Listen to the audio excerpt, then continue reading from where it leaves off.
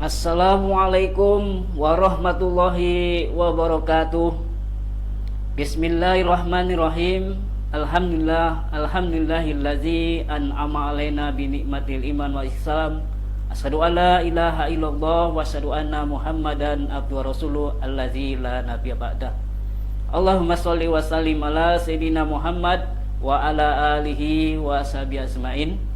Alhamdulillah, syukur kita kepada Allah, Tuhan semesta alam, Tuhan yang memiliki segalanya, di mana Allah pada hari ini memberikan kita kesehatan, kesempatan, waktu sehingga kita dapat kembali bertemu dalam bedah buletin Kapah edisi 189 yang bertepatan pada tanggal 4 Ramadan 1442 Hijriah, yaitu 16 April 2021 Masehi, dengan mengangkat tema Akidah Islam melahirkan kebaikan.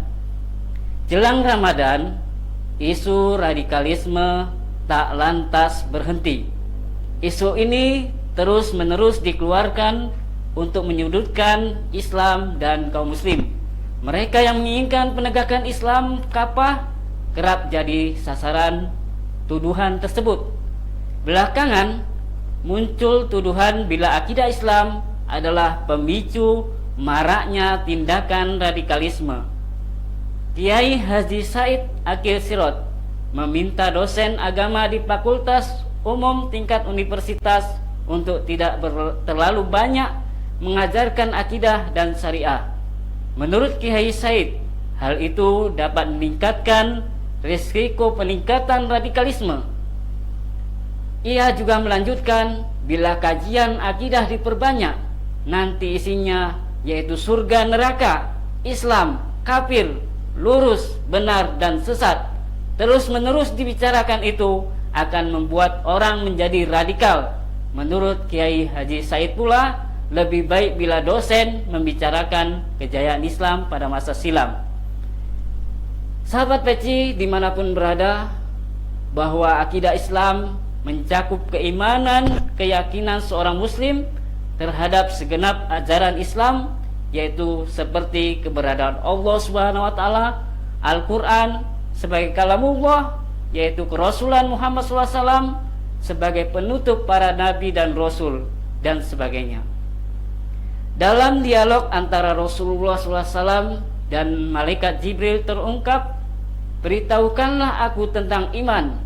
Nabi pun menjawab, "Iman adalah engkau mengimani Allah, para malaikat, kitab-kitabnya, para rasulnya, hari akhir, serta takdir Allah yang baik dan yang buruk."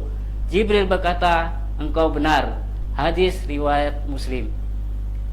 Akidah Islam adalah pondasi kehidupan kaum muslim. Ia menentukan kedudukan seorang di hadapan Allah SWT dan sebab amalnya diterima.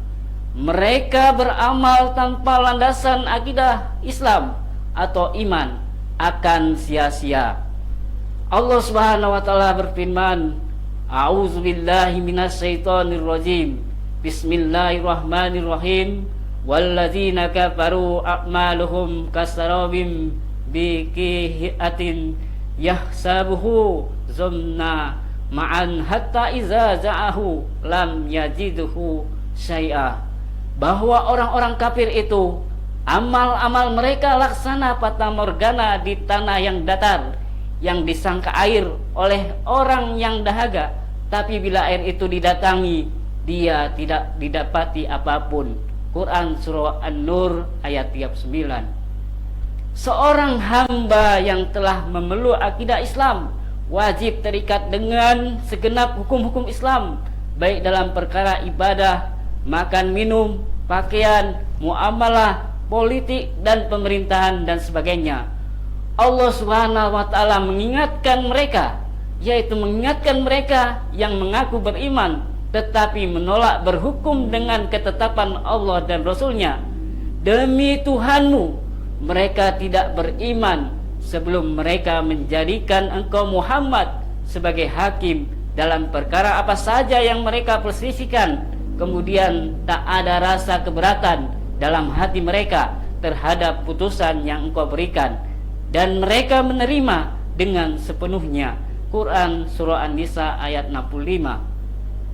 Akidah Islam juga mengharuskan kaum muslim untuk menolak keyakinan yang bertentangan dengannya, semisal meyakini Allah Subhanahu wa taala melahirkan dan dilahirkan, Allah Subhanahu wa taala memiliki sekutu dan sebagainya. Allah Subhanahu wa taala berfirman, Bismillahirrahmanirrahim. Walaqad kafarul ladzina qalu innallaha huwas samiul bnu maryama wa qala masihu ya bani Israila ubudu Allaha rabbi wa rabbakum. Bahwa sungguh telah kafirlah orang-orang yang berkata sungguh Allah itu adalah Al-Masih putra Maryam, padahal Al-Masih berkata, hai Bani Israel, sembahlah Allah Tuhanku dan Tuhan kalian. Quran Surah Al-Ma'idah ayat 72. Sahabat Peci dimanapun berada, bahwa tidak mungkin keimanan terhadap keesaan Allah SWT dikompromikan dengan paham trinitas atau politisme, keyakinan bahwa Tuhan itu banyak. Al-Qadiyat menjelaskan, oleh karena itu kita mengkafirkan semua orang yang beragama selain agama kaum muslim, atau orang yang sejalan dengan mereka, atau ragu-ragu dengan agama atau membenarkan agama mereka.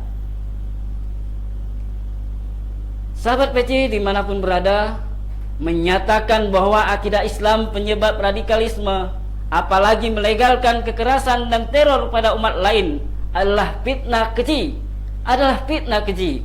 Demikian pula seruan agar membatasi pengkajian akidah Islam ini perlu diwaspadai.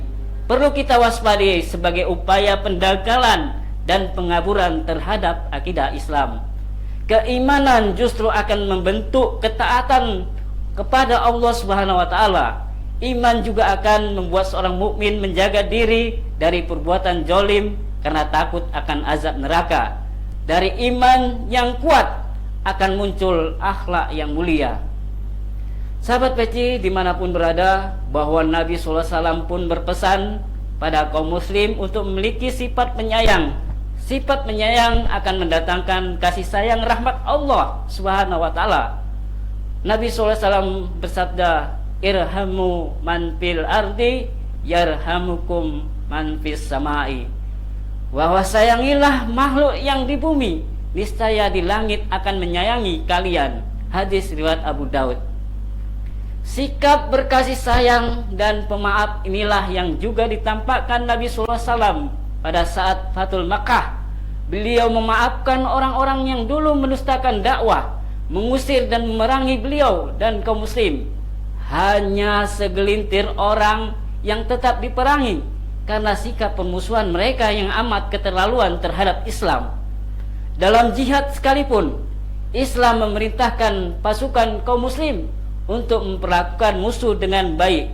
Misalnya, tidak membunuh wanita, anak-anak atau pendeta, tidak merusak rumah ibadah, tanaman, juga tidak membunuh hewan ternak dan peliharaan. Kebijakan yang penuh kasih sayang juga ditunjukkan oleh kaum muslim saat hidup dalam naungan khilafah Islam. Khilafah Umar bin Al-Khattab pernah membebaskan pungutan jizyah dari ahlul zimmah, yaitu warga non-muslim yang telah tua renta. Saat itu Khalifah Umar mendapati dia dengan meminta-minta demi kebutuhan hidup dan membayar jizyah. Karena itu Khalifah Umar lalu membebaskan dia berkewajiban jizyah.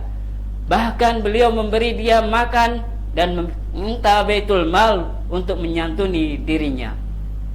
Sejarah juga mencatat bagaimana kasih sayang Sultan Bayezid II dari dinasti Utsmaniyah. Ia pernah menampung dan melindungi 150.000 pengungsi Yahudi dari Spanyol yang ditindas Raja Ferdinand II dan Ratu Isabel, penguasa Kristen di Spanyol. Saat itu penguasa Kristen Spanyol melakukan genosida terhadap warga Muslim dan Yahudi. Untuk menyelamatkan rombongan Yahudi tersebut, Sultan sampai mengirim armada laut untuk mengevakuasi mereka. Sekarang dibandingkan dengan perilaku militer Amerika Serikat saat menginvasi Irak pada tahun 2003 dengan mengatasnamakan demokrasi. militer Amerika membunuh ratusan ribu rakyat Irak. Sebelumnya, Amerika juga telah menjatuhkan sanksi embargo pada rakyat Irak dengan melarang masuknya obat-obatan, makanan, termasuk susu bagi anak-anak Irak. Lebih dari 1 juta rakyat Irak tewas akibat embargo tersebut. Korban paling banyak adalah anak-anak karena ketiadaan makanan dan obat-obatan. Namun demikian, tidak ada orang yang menuduh demokrasi melahirkan radikalisme, kekerasan, dan terorisme. Amerika Serikat pun bebas dari tuduhan tindakan terorisme terhadap warga Irak. Sahabat peci dimanapun berada, umat patut mewaspadai agenda terselubung di balik tudingan-tudingan radikalisme dan gerakan deradikalisasi. Sebenarnya tujuan daripada gerakan deradikalisasi adalah yaitu upaya mengurangi dan menghapus seruan dan pelaksanaan ajaran Islam secara kafah, dan pihak-pihak tertentu yang tidak menghendaki Islam diamalkan kaum muslim secara total. Mereka menghendaki Islam hanya ajaran ibadah, akhlak, dan muamalah yang memberi keuntungan saja bagi mereka, seperti meminta dana wakaf dari umat, menggiatkan zakat dan sedekah, atau pembiayaan umroh dan haji. Sahabat peci dimanapun berada, bahwa sekurang-kurangnya ada 2 hal yang patut diwaspadai dari tudingan radikalisme ini. Yang pertama, seruan ini adalah upaya untuk menjauhkan umat muslim dari agamanya sendiri, apalagi ini menyangkut perkara akidah keimanan yang mendasar kehidupan. Andai kaum muslim bisa dijauhkan dari akidah mereka, maka tidak ada lagi keterikatan pembelaan terhadap agama mereka sendiri. Yang kedua, bila kaum muslim telah jauh dari agamanya, apalagi merosot akidahnya, maka mereka mudah untuk disusupi paham spiris, sekulerisme, pluralisme, dan liberalisme. Dengan sekulerisme, umat akan digiring untuk memisahkan ajaran agamanya dari kehidupan. Dengan begitu, tak ada lagi spirit menegakkan ajaran Islam dalam bidang muamalah, pendidikan, sosial politik, dan pemerintahan. Sekarang saja umat sudah merasakan pelarangan sejumlah praktek keislaman, seperti larangan terhadap pemerintah daerah dan sekolah untuk menghimbau para siswi mengenakan busana muslimah, larangan mengenakan cadar di beberapa lingkungan perusahaan dan instansi pemerintah, juga kriminalisasi terhadap penggunaan dinar dan dirham dalam perdagangan.